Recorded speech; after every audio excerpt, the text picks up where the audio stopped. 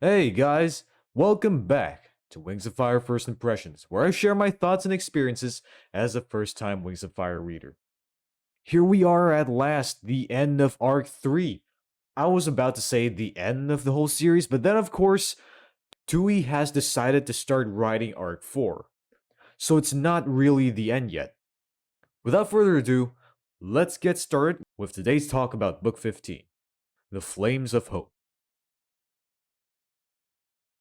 Alright, so the first thing I would like to talk about is a few notable inconsistencies with two very iconic R2 protagonists. The discombobulation of Yellow and Black, Kibble, and Moonwatcher. I've read more than 5 books, so I have a pretty firm perception of their personalities and traits. But during the scene when the team of different tribes were attacked by Queen Wasp's subjects, Moonwatcher did something I never thought she would. Something baffling that I would consider out of character. So when a Silkwing subject was trying to detect Luna, who was invisible, Moonwatcher decided to step out of nowhere and start blasting fire at him as a distraction. Which is very brave. Well, maybe a bit too brave. Because as we all know, Moonwatcher has a passive character. She's meek, and if I want to be critical, she's a bit of a pussycat for what she is. Moonwatcher using her fire to attack enemies just doesn't feel right to me. Like I said earlier, it doesn't seem like something she would do in that situation. Perhaps the most sensible explanation I could think of is that she simply wanted to defend Luna, using her fire to distract the possessed Silkwing, which had proven to be successful. But still, I argue that the chances of that happening are pretty low, and the Moonwatcher I know would have let others do the attacking. Besides Moonwatcher breaking character, there was just something about the way Kibble acted throughout this book that feels a bit wrong. When Kibble was flying with the rest of the group, he was so playful towards Bullfrog for some reason. Well, maybe he just needed someone to mess with as mentioned in the book, but I feel like it's something Kibble wouldn't do right off the bat, especially when he hadn't met Bullfrog before. And he held this personality throughout the entire book. I can't seem to firmly point my finger at it, but something just feels off. I'm not sure if it's just me, or is Kibble actually behaving differently in this book? Let me know what you guys think. Another thing I would like to discuss is dragon genetics, their ancestors, and how evolution since the Scorching has created 10 very distinct tribes, or rather how it makes little sense. So after I finished reading this book, I had a one-on-one discussion with another reader, and we were wondering how dragons like Freedom somehow managed to split into multiple tribes over the centuries. Freedom was described as having curved wings like a leaf wings, rainwing-like eyes, and warm-colored scales like that of a hivewing or a skywing.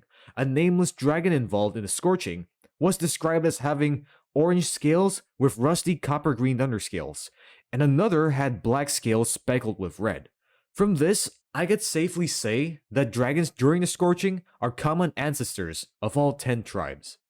Now, the reader I was discussing with was also questioning how this common ancestor somehow managed to split into 10 very distinct tribes, because even simpler examples like the Beetlewings didn't make sense to us. As we know, Clearside had many Beetlewing husbands, and they will produce Night Beetle hybrids. She made a good point about how their offspring and descendants may reproduce with pure beetle wings, resulting in the Nightwing characteristics dissipating over time. She stated that this was evident in the case of Whiteout. We know she's a Night Ice hybrid, and she had Dragonets with Thoughtful, a pure Nightwing. Over time, Icewing characteristics in her descendants have dissipated, so how could common ancestors split into distinct tribes? In the context of Beetlewings, my conversation partner theorized that female genetics are simply more dominant, which is evident in couples like Thorn and Stonemover and Foeslayer in Arctic, with their dragonets appearing to be more closely related to their mothers, or maybe because there was some 15th century practice involved, but let's not go there. Now all theories are fair, but I feel like they still don't cover how all the tribes are formed from one common ancestor in the first place, because there is no other species that can breed with them except their own. So the only sensible explanation I could think of was simply their environment, through centuries of geological separation and social isolation. Dragons dwelling in different terrains and biomes with their own distinct weather conditions that allow better suited traits and characteristics to become more dominant throughout their descendants in the process of natural selection. I also found an interesting detail. Sea wings, or rather ancestors of sea wings, were present even before the scorching and referred to by the humans as sea dragons. That got me wondering, did sea wings change very little over the centuries? Could they possibly be the oldest dragon species? Let me know what you guys think.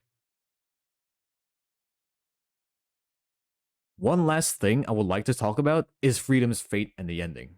I feel like it's got to be one of the most unsatisfying good endings in the whole series. So, to summarize, Freedom has been stuck with a narcissistic human for centuries, and that human clearly has beef with the dragons. He always believed that dragons are ruthless monsters. Unfortunately for Freedom, she grew up knowing the human side of the story. But deep inside, she wanted dragon friends. Dragons who love her. Dragons who don't look down upon her. So long as she was stuck with Cottonmouth, she had no other dragon friend. Just an evil human with an appalling hunger for power. It is really sad. What makes it even sadder is that at the end, she barely experienced the love she had always wanted.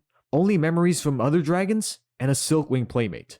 All in less than one day compared to all those centuries of living alone with an evil human.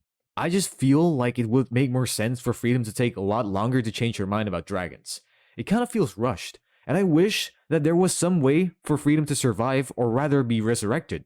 It's such a shame that after all those years, she didn't get to fully experience what being loved is like. That's what makes this ending pretty unsatisfying in my opinion. Unless the thought of her new playmate, Dusky, losing his family and all the dragons he had ever known and loved really scared her. Which would make sense, because I do believe that Freedom is inherently not a bad dragon.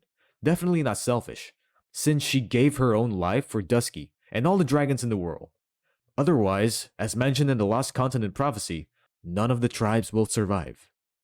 So yeah, it was a miracle that our dragon protagonists were saved from the other mine, thanks to a dragonette who made the right decision. Alright, that's pretty much all I want to say about the Flames of Hope. Honestly, it took me long enough to complete this WoF First Impression series. That is, until Arc 4 was announced. So I shall be continuing the series until it ends for good. But anyhow, thank you all so much for staying with me until now, and I wish you all a good day. Peace.